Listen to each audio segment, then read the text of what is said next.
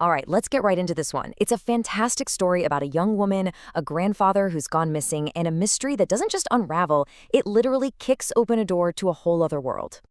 Right from the jump, the story grabs you with this super witty, fourth wall breaking line from our main character, Jack. It immediately sets this unique, kind of self aware tone. It's the author's way of telling you, hey, this isn't going to be your typical fantasy ride. So, this all kicks off when Jack arrives at her family's, remote Welsh mansion. She's been called home because her grandfather, the Colonel, who she adores, has just vanished. Poof! Gone from his rooms, which were locked from the inside. But the mystery gets deeper, like right away. As she's arriving, there's this massive storm, and in a flash of lightning, she sees something totally impossible.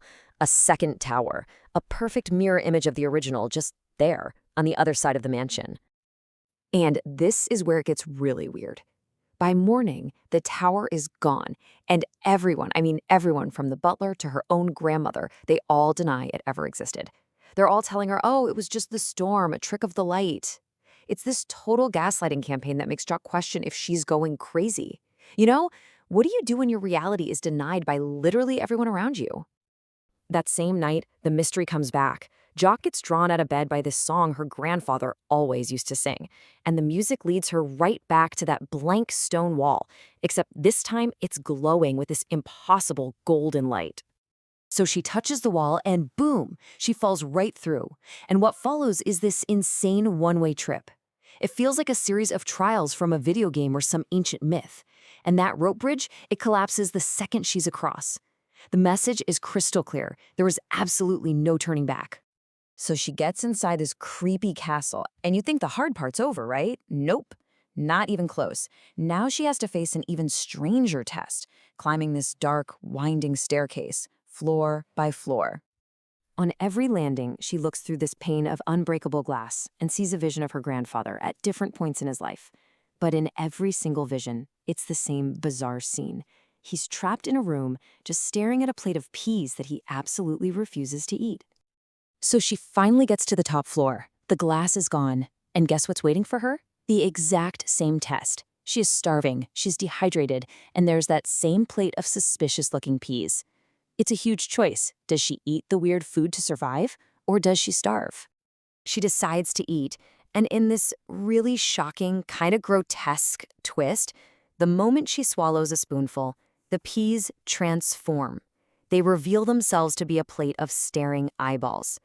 At that exact same moment, a door appears and clicks open, revealing this brilliant white light. Jack steps through that door and finds herself in a place that actually calls itself heaven. And, it looks perfect. It's this idyllic world where your every wish is granted instantly, but this paradise is hiding a very dark secret. Yeah, this so-called heaven is built on what's basically a system of slavery. It's staffed by these beings called Kens and Barbies, who are forced to serve new arrivals, catering to their every single whim. And this is where the whole thing just falls apart if you do the math. A Ken or Barbie needs 200,000 points to ascend and get their own freedom, but one of them tells Jack that at his average rate, it would take him over 23,000 years. It's not a path to salvation, it's a cage. A gilded cage for sure, but a cage designed for eternal servitude. And then she finds the final crucial piece of the puzzle, 49.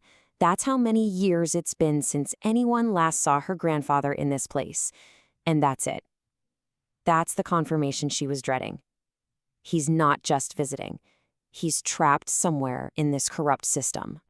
So once she realizes the true scale of this deception, everything changes for Jock. Her mission shifts on a dime.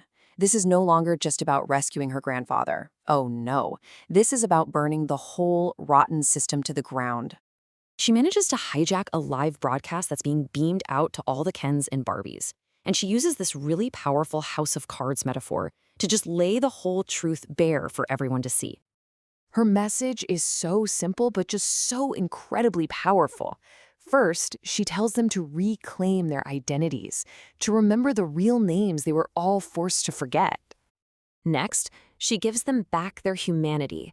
She challenges the very foundation of their enslavement by telling them, you are real people, not dolls to be played with. And finally, she calls into action. She tells them to just stop participating, stop playing the game. She doesn't fight their battle for them. She gives them the key to unlock their own freedom. And wow, the response is immediate. It's electric. Her own Barbie, Sarah, is the first one to speak up. Then another and another. One by one, they start reclaiming their names, and just like that, a revolution is born.